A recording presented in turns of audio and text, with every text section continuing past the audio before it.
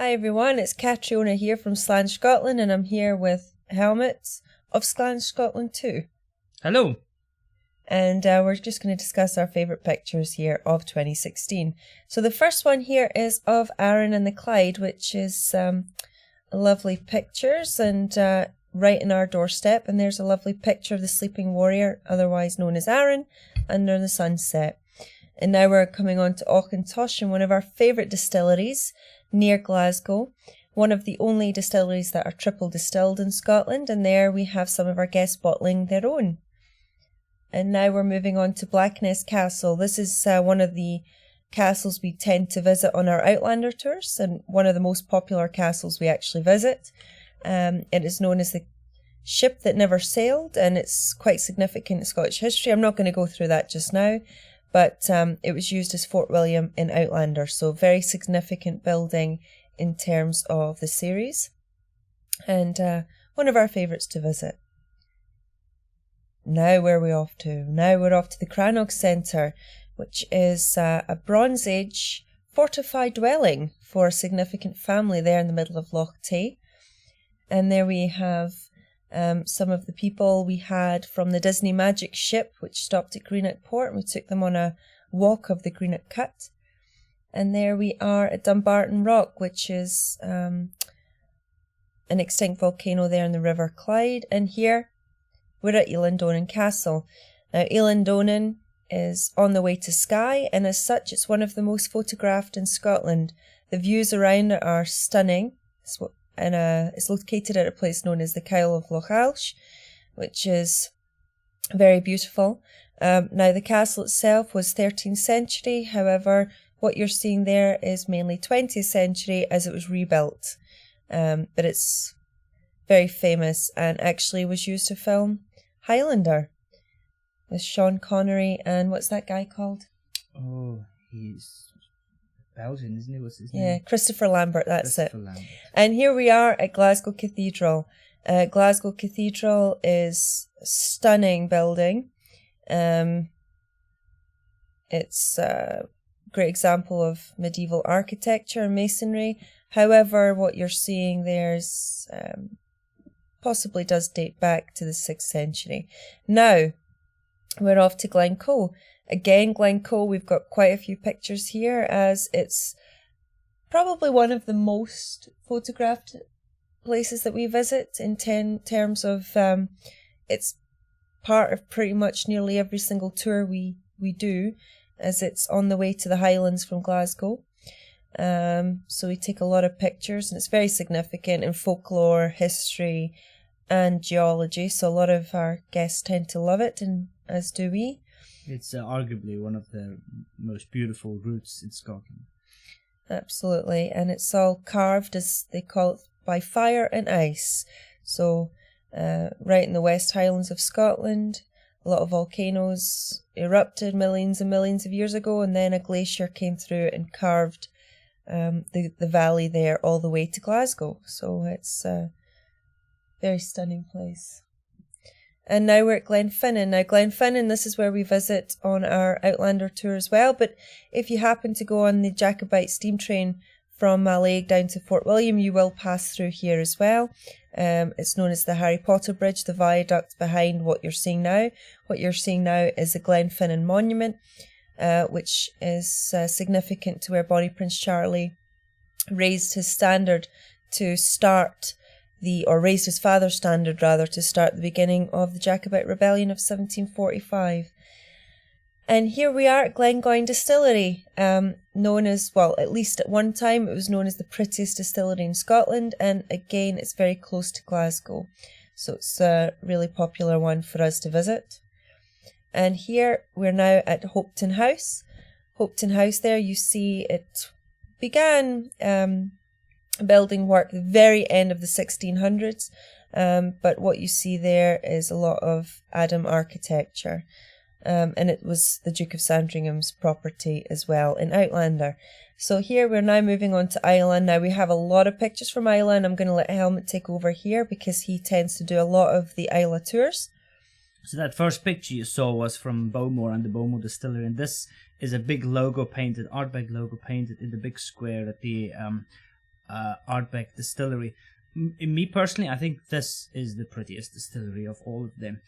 Now we're moving on to some of the bays. Oh, actually, this is Macher Bay and the Kilhoman side of Islay. A huge, very flat, sandy beach. Just a lovely place to visit. If you've got kids with you and you're on the island, this is the perfect place to take them. This is also a place where you'll see some really nice surfing waves. In fact, the last time we were there, we had some French surfers, actually Czech surfers, in the water. This is Ardbeg again. And back to Macher Bay. Yeah, this is also Macher Bay.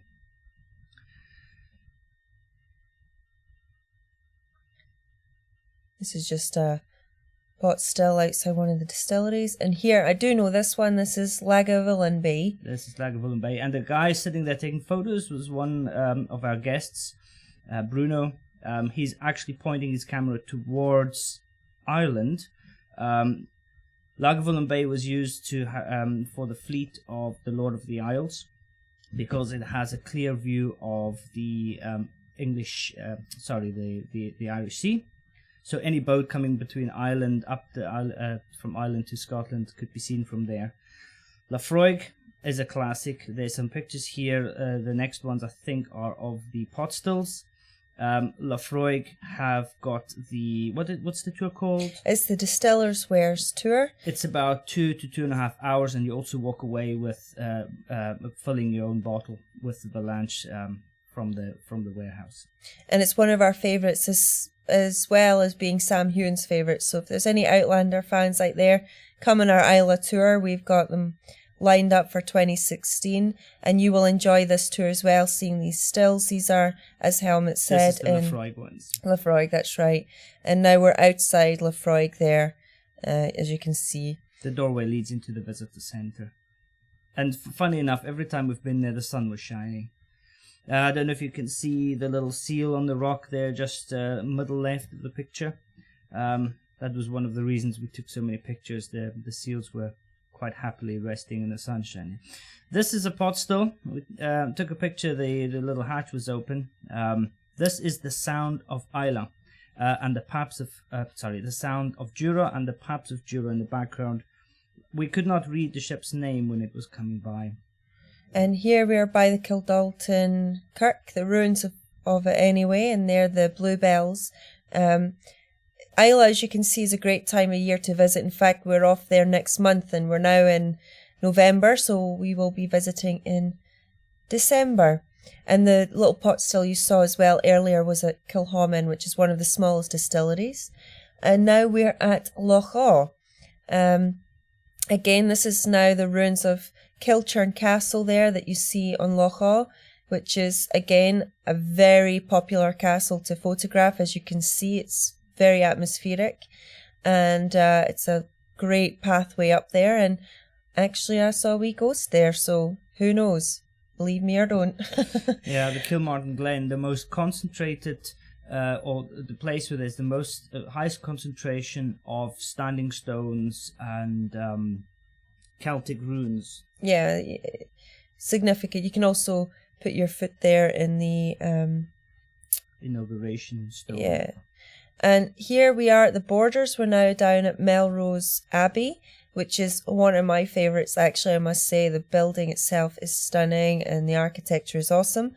And here we have the nearby viaduct, which is also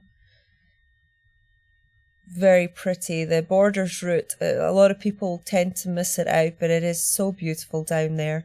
And the great thing is it's only 1 and a bit hours away from Edinburgh, so it's really not too far off the track, if you like. And now we're back into our Outlander tours. This here is taken from the square or the courtyard inside Doon Castle. And this was heavily featured in Outlander's Castle Leoch, and it was actually the courtyard which was probably used the most, or features the most in the filming. And there we have the outside of Doon Castle, and it's a lovely picture there. And here we have outside Blackness. This was actually a little gift that was given to us by one of our guests. She makes her own jewellery. And now we're going back into Doon, and this is now in the Great Hall, which was used a lot for Winterfell in Game of Thrones. So everything that you don't see Catelyn Stark was Doon Castle in that pilot episode. And as you can see, they do weddings there, so another great reason to visit. And this is outside Doon again, and that's where they filmed the shinty match there. And now we're at Prestonpans, the famous victory of the Jacobites in 1745, and now we're off to Argyll again once more, and this is Butterbridge. You can see this on the way to Inverary. And now back near Edinburgh, we're now at Roslin Castle, which is about a 5-minute walk from Roslin Chapel, a great ruin to see. And now we're at Loch Lomond. Now Loch Lomond, again, we see this on most of our tours, that we pass Loch Lomond. It's just on the way to pretty much everything we visit. So it's very popular, but these pictures were actually, I'm going to let Helmut jump in, we're on a walking tour. Yeah, these on a small section of the West Highland Way from Salochi, and you get a little bit of height there, so you are on the eastern shore of Loch Lomond looking over kind of southwestish, and you can see the islands on Loch Lomond from there as well. Yeah, it's a very stunning. There's a reason why they call it the Bonny Banks of Loch Lomond, and there you can see it right there. You're literally standing on the Bonny Banks of Loch Lomond. These pictures were also done, what was it, in January, February? Yeah, last year. Yeah, 2016. Okay, now we're up the Schiehallion. We were up there. A lot of our guests now are asking for us to take them up Munro's for My Peak Challenge, which was launched by Sam Heughan. And this one is of the Schiehallion. We choose the Schiehallion because it's a fairly easy Munro to climb. Obviously, not for the faint-hearted, you have to be fairly fit to climb it, but as Munros go, it's a fairly easy one to climb, and the views there are absolutely breathtaking. And this one was actually taken with a lovely Argentinian guest, Laura, who came to Scotland on her own, and this was part of her My Peak Challenge to climb this Munro. So wonderful. And unfortunately, as Helmut will say, he lost the GoPro. Yeah, lost the GoPro. Schiehallion means apparently fairy hill. It's also the mountain where they first weighed the earth, and also where they basically invented contour lines. So it's a quite significant mountain in Scotland. And now we're off back to Glencoe. Now this was taken with another guest, another private Outlander guest actually, but we took her on a walk up to Signal Rock. And here we are at St Conan's Kirk, which is on the way to Oban. Really well worth a visit, and you'll see it signposted on the way to Oban. And now we're on Skye. Now this here looks like it's taken by Lealt Falls, am I right, Helmut? Yep. And I wasn't the photographer on that particular day. And now this is up the Coran. Now the Coran is one of our favourite walks to do, and it's worth it. If you go to Skye, if you get a reasonable weather day, try and walk the Coran. It's not too difficult. There will be some clambering involved, but the views are absolutely breathtaking. It literally will feel like you've just stepped into a painting. And here, this looks like the fairy pools, am I right, Helmut? Here we are on the way to the fairy pools anyway, at Glen Brittle. So this is a lovely walk, and there you have the wee stones that you have to hop along. So this is a great adventure paradise. It's great for all ages. I did actually see someone taking a buggy down there once. I would not say taking a pram down there. It might be a bit difficult, but you will need some help. Yeah. But here we are on the way, and you can see the Black Cuillins behind you there. They're famous mountains, actually the highest in Skye. We don't tend to climb those, as you need a bit of skill to be able to climb those, but if you get a chance, if you are into mountain climbing, they're a great one to tackle. And just stunning views. Just the geology of Skye is just breathtaking, and a lot of what we know about geology comes from Skye back in the early days. And there we have it. So there are our favourite pictures of 2016. We have some more, but we'd like to say goodbye. We'd like to say goodbye. I think we might make another one for a more destination related one. But thanks for joining us.